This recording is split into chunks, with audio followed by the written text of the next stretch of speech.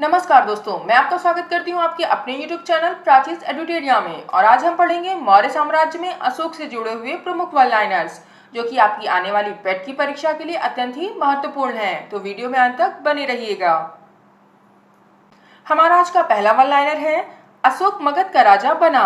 तो अशोक मगध का राजा 273 ईसा पूर्व में बना था तथा उसका राज्याभिषेक 4 वर्ष बाद 269 ईसा पूर्व में हुआ था। पॉइंट नंबर 2 है, अशोक के अभिलेख जिसमें दक्षिण के राज्यों का उल्लेख मिलता है। तो अशोक के दूसरे मुख्य शिलालेख में दक्षिण के राज्यों का उल्लेख मिलता है। हमें पता होना चाहिए, अशोक के अभिलेखों को 3 वर्गों में विभाजित किया गया है। पहला है शिलालेख, दूसरा है स्तंभलेख, तीसरा है गुहालेख, जिसमें अशोक के द्वितीय बृहत शिलालेख में चोल, पांड्य, सत्यपुत्र, केरलपुत्र आदि दक्षिण भारतीय राज्यों का उल्लेख मिलता है। पॉइंट नंबर 3 है, भारत में प्रथम अस्पताल व औषधि विभाग का निर्माण कराया था। तो भारत में प्रथम अस्पताल व औषधि विभाग का निर्माण अशोक ने कराया था। हमें पता होना चाहिए, अशोक अपने धम्म विजेता होने के साथ लोक उपकारी कार्यों के लिए सर्वाधिक प्रसिद्ध हुआ। वह संपूर्ण प्राणी जगत के लिए उदारता का दृष्टिकोण रखता था। अशोक ने ही अपने शासनकाल में मनुष्यों व पशुओं के लिए उपयोगी प्रथम अस्पताल व औषधि विभाग का निर्माण कराया था। पॉइंट नंबर 4 है, रज्जुक थे।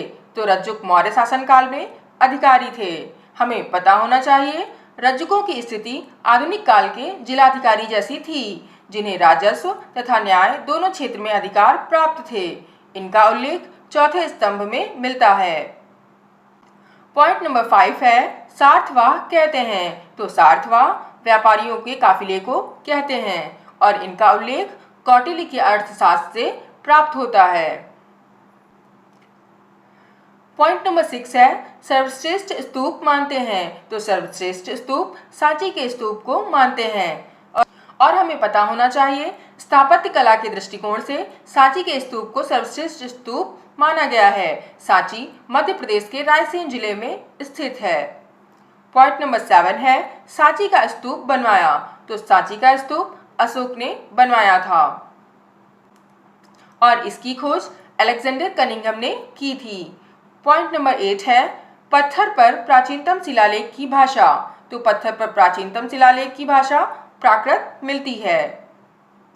पॉइंट नंबर 9 है, शहबाजगढ़ी व मानसेहरा अभिलेख की लिपि। तो शहबाजगढ़ी व मानसेहरा अभिलेख की लिपि खरोष्ठी लिपि है और हमें पता होना चाहिए, अशोक के अधिकांश अभिलेख प्राकृत भाषा एवं ब्राह्मी लिपि में लिखे गए थे।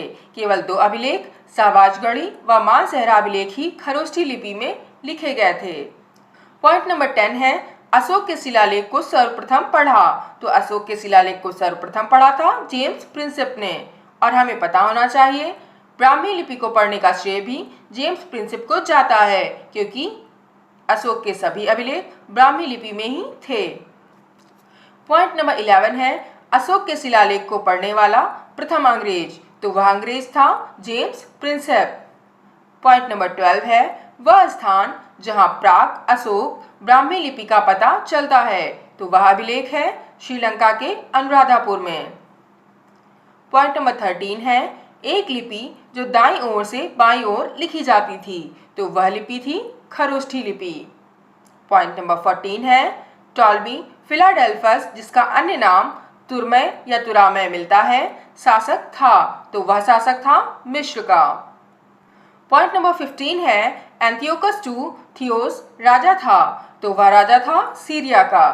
पॉइंट नंबर 16 है, एंटीगोनस गोनातास, जिसका अन्य नाम अंतिकिनी भी मिलता है, राजा था। तो वह राजा था मैसिडोनिया या मकदूनिया का।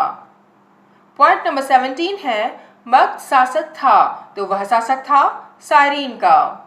पॉइंट नंबर 18 है, अलेक्जेंडर शासक था। तो अलेक्जेंडर एपाइरस या एपीरस का शासक था। पॉइंट नंबर 19 है, वह राजवंश जिसके सुदूर के शासकों के साथ राजकीय संबंध थे।